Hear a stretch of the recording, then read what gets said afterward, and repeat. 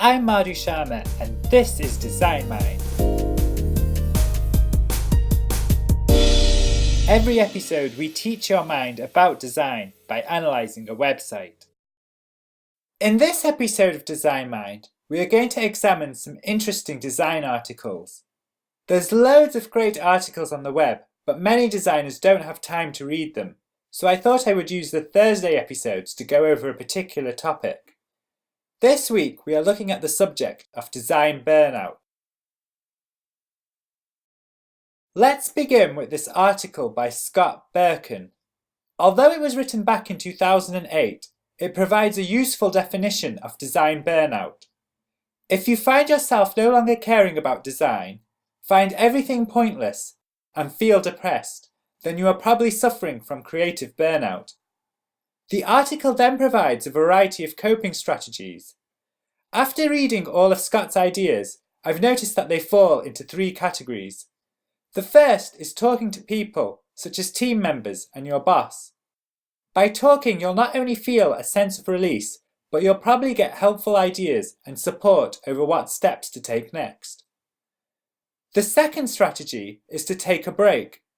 This doesn't have to be a long holiday and could even be something simple as going to town to watch a theatre show, doing exercise and making sure you get enough sleep, finding something to laugh about, or even just having a screaming session. While I agree with Scott's ideas, I'm not too sure about the screaming one as it can leave you feeling more tired. But hey, if it works for you, then it's worth it. Finally, Scott examines what to do next after you've overcome the burnout.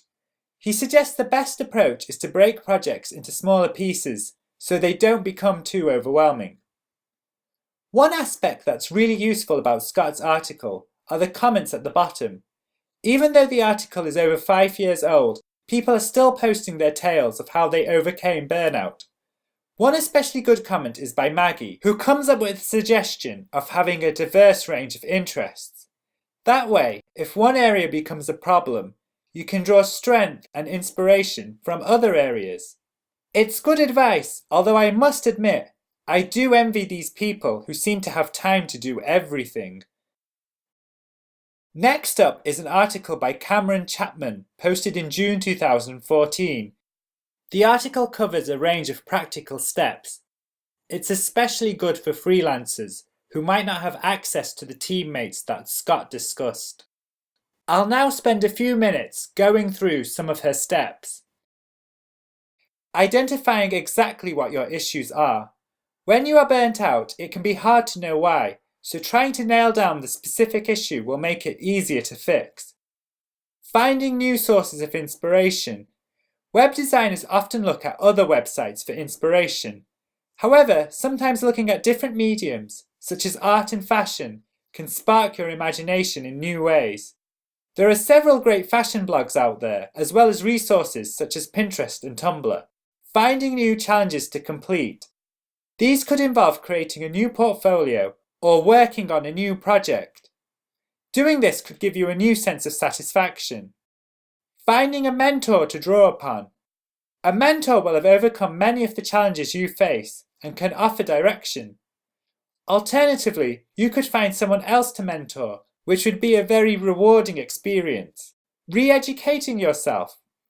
Finding a new challenge or learning a new skill can kickstart your enthusiasm. You might also learn ways of doing existing tasks in more efficient methods, which can remove some of the tedium that results in burnout in the first place. Building a new team or outsourcing. Often burnout occurs when one is trying to do too much or taking on projects that are too big for one person. So finding new strategies of coping is invaluable. Setting goals and not procrastinating. Burnout can occur when your energies are unfocused, which can cause you to spend too much time randomly spinning around different things. Coming up with a new defined plan can help fix this. Taking a break. Cameron notes that designers rarely take a break as they have too much work to do, but this is counterproductive. Taking a break can help one to recharge themselves and bring clarity, making it easier to figure out what to do next. And finally, being thankful. Remembering what you liked about design in the first place can often overcome your issues. Finally, there's this article by Jason Santamaria. Jason notes that design can become tiring because of the never-ending new technologies to learn. In this article, Jason speaks to Ruth, who's a 60-year-old who left design to become a sheep farmer. Ruth's experience shows that technologies are always changing. For example, she had to move from hot metal to film and finally to full computerization. For her, the key to making these changes is to find the rewarding element that comes from learning new skills. If the reward is lacking, then it's time to do something else. Ruth's comments are interesting because they show that if design isn't working out for you, it's not the end of the world. You can always move on to other things. I'll now conclude this episode by sharing some of my own personal thoughts on design burnout. Personally, when it comes to burnout, I find prevention is better than cure. Cameron's advice about taking a break is spot on, and I would go further and say that you should take a good break every day, even if it's just 30 minutes. When you've got too much to do, it's tempting to skip breaks. But personally, I find skipping breaks leaves you prone to making more errors. If you're stuck on a tricky design problem, it's tempting not to want to stop until you solve it. But if you come back after a 30-minute break, you'll probably find the solution instantly. Another thing I've learned is not to worry too much about losing interest in design. All designers go through phases where they end up hating design.